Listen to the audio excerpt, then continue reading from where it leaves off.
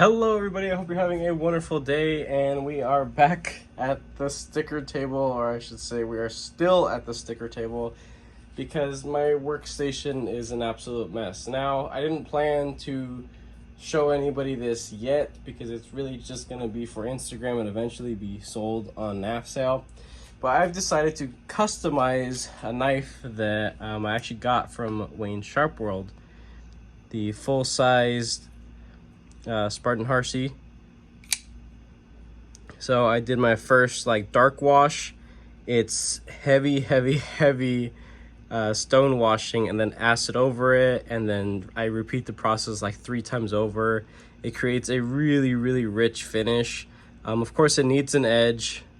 I touched everything basically. The only thing that has been left alone is the the detent system, the hardened stop pin back there, and that's really about it. But like 99% of this knife is titanium, so it's pretty cool. I was able to do all of it with just anodizing and my system that I have going on. But I had some little inconsistencies after disassembling. I realized that these are 2 completely different shades of secondary color. So it was one color and then slightly polished and then anodized at a lower voltage. So one is a little bit more green, one is a little bit more blurple. So I'm gonna have to redo it. But we got a couple things in the mail. This is from NAF sale. This is from Hogue customer service. They finally sent me some springs for my RSK that I recently did a build on with some original goat scales. When taking it apart, I ended up busting one of the scales, one of the springs. Sorry. In the meantime, I was actually able to use some aftermarket USA made springs for a bug out, and they work just fine. They're just a little underpowered. So regardless, I'm thankful to have that. All right, let's get into this. My carry today is my Devo Buzz. This thing is beautiful. Honestly, I hadn't been using it much, but I decided to just pick it out of my knife roll, and yeah, it was definitely a good carry for sure. Now, I think this is hilarious. I don't mind it. This doesn't bug me at all. But the person I purchased this from, instead of putting the knife within its original box within a secondary means of packaging, like an envelope, padded envelope, or an actual box, this is literally the factory box and just the the packing slip taped to it. I don't mind that at all. I think it's hilarious, but I know people out there and have sold to people out there that would absolutely flip and write a shitty review because they are, childish pretty much. But like back when I had sold some knives in the past, I had people haggling me for sub $100 knives, and then they would be upset that I would ship it out in a padded envelope. They would get their safe and they're like, "Oh, you didn't send it in a box, that's so cheap." And then they leave me like 3 stars when the knife was basically perfect. Anyway, we have a buck. This is my very first buck. This is my very first interaction ever with anything made by Buck. I know nothing about this knife, but I saw it at a pretty good price and decided, why the hell not? So what we have here, I don't know if it was just something produced for a year or so, if it's the model that's continuously going to be produced, but as you can see here, this has some very large marble carbon fiber. It's on the matte side. It's very smooth, feels nice, no voids, no fraying, tear out or anything. I'm just taking a close look around those hardware bits right there, and everything looks pretty cool. That's a little weird. That's black when everything else isn't. Don't know what's with that. Not a big deal. Again, I got this for an absolute steal. Looks perfectly centered. Probably a little steel back spacer. Bent steel clip on posts, so that's cool. Should be in and out the pocket pretty easily. Has a little anvil stamped out. This was heavily stonewashed afterwards, so it's not sharp at all right there. That shouldn't snag on anything. That's nice. Let's get this out. All right. Huh. Okay. That's cool. That's cool. This is good size. I like that. Let's take a look at this blade. Looks to have been sharpened once, or it could just be the factory edge. I want to say this might have been sharpened once. I don't know. There's a couple little scuffies there, again on a satin finish, which I absolutely hate, but you know, that could easily be changed. Hollow grind. This is a drop point. Not, I mean, it looks kind of like a clip point, but I'm gonna call it a drop point. So I got this knife because it was so cheap. It was also really cool because of the blade material. It's S30V and not 440C, you know, trash essentially. But I got this knife because there are people out there that genuinely believe that all a man or woman will ever need in their life, the ultimate knife, is a buck.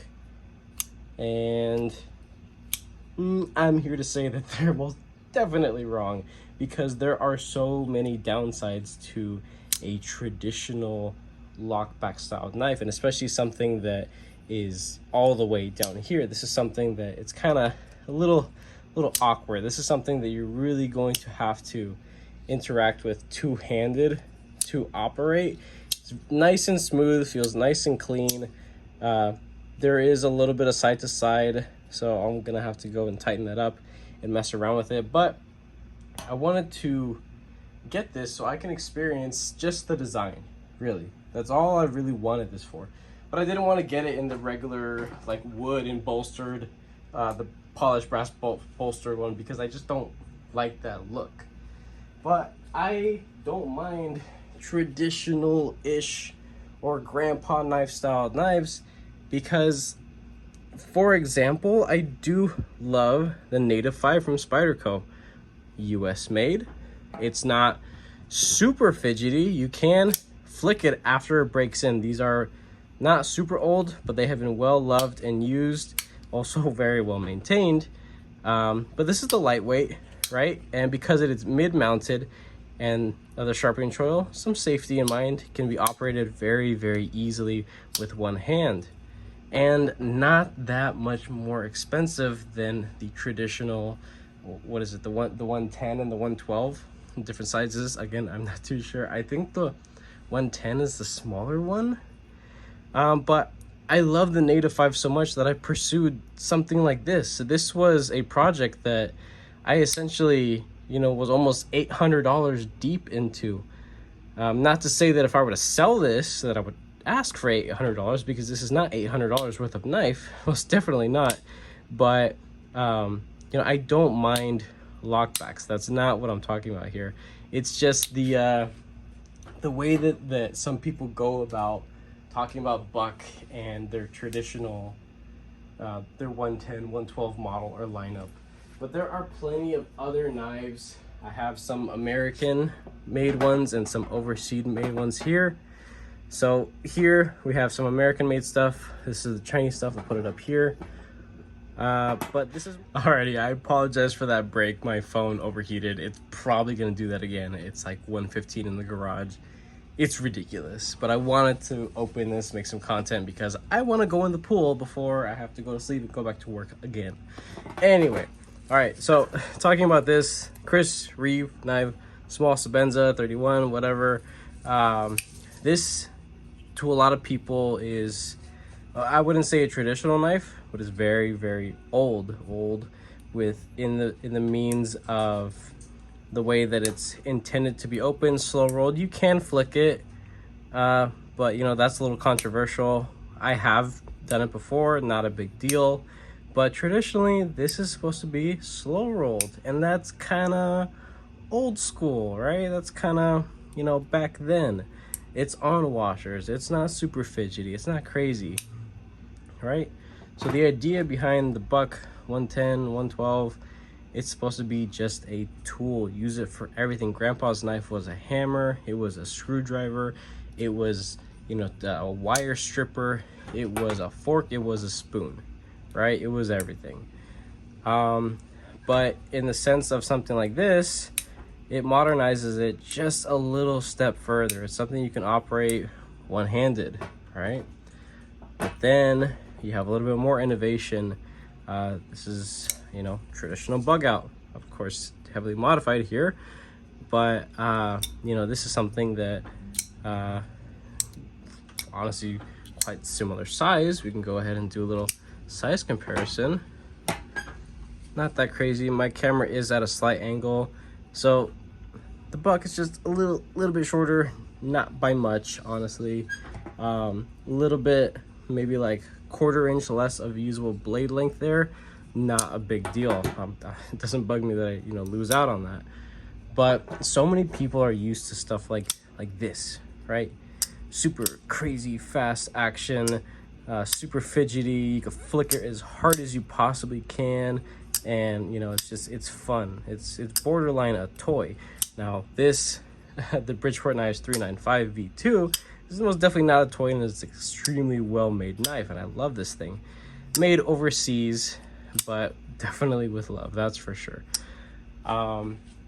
People are used to this kind of stuff, as am I. My journey into this hobby started with stuff like that. I never really cared for grandpa style knives. I never cared for stuff like this, right?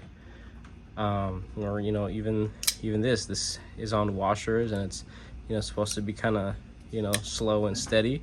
That's probably the best way to, you know, operate this. I forgot what this is called. Mini Old Guard Warncliffe by Monterey Bay Knives. Yeah, there you go.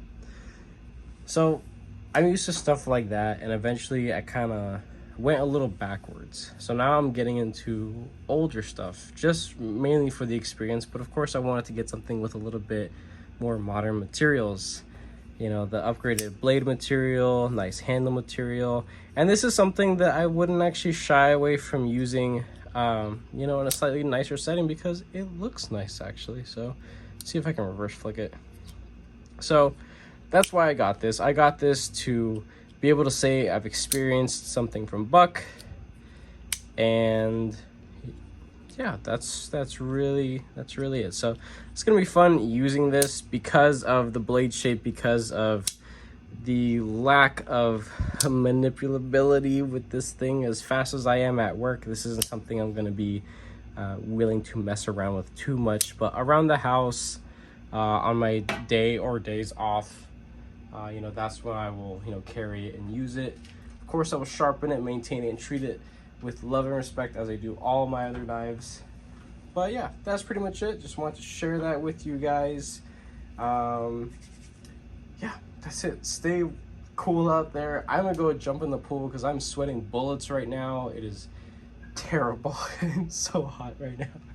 But if you guys like what you see here, go ahead and leave a like.